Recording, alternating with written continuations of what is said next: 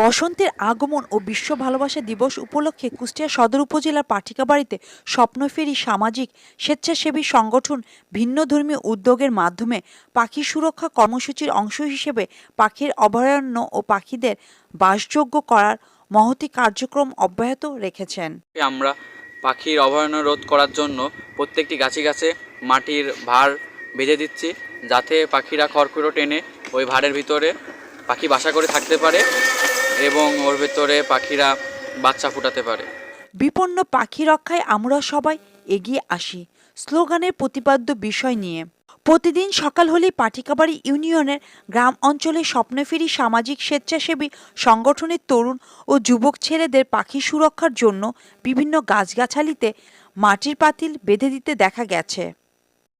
স্বপ্নফেরি সংগঠনের সদস্যরা এ প্রতিবেদকের নিকট বলেন, বিশ্ব ভালোবাসা দিবস উপলক্ষে স্বপ্নফেরি সামাজিক স্বেচ্ছাসেবী সংগঠন একটি ব্যতিক্রমধর্মী সামাজিক কাজ হাতে নিয়েছে, যেটি হচ্ছে পাখির অভয়ারণ্য। আমাদের পাখি সুরক্ষার জন্য আমরা বিভিন্ন গাছে পাখির যেই মাটির ভাড় আছে সেই ভাড়গুলো বেঁধে দিচ্ছি, যাতে এখানে বিভিন্ন প্রজাতির পাখি তাদের নতুন বাসা তৈরি করতে পারে এবং সেখান থেকে তাদের যেই বংশবিস্তার এবং জীববৈচিত্র্যের রক্ষার্থে পাখি যে ভূমিকা পালন করে সেটা সঠিকভাবে যাতে আমাদের পরিবেশের জন্য করতে পারে, সেই জন্য আজকে আমরা এই উদ্যোগটি হাতে নিয়েছি।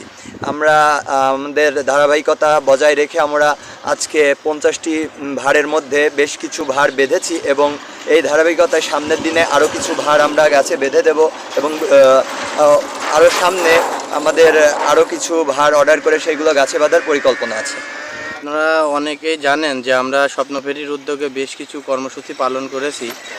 তারই ধারাবাহিকতায় আমরা ভালোবাসা দিবসে এই ব্যতিক্রম একটা সিদ্ধান্ত নিয়েছি যে পাখির উপর আমাদের ভালোবাসা থাকবে। পাখি আমাদের অনেক উপকারী একটা জিনিস, আর তারপর পরিবেশের অনেক সৌন্দর্য পাখি কিন্তু এনে দেয়।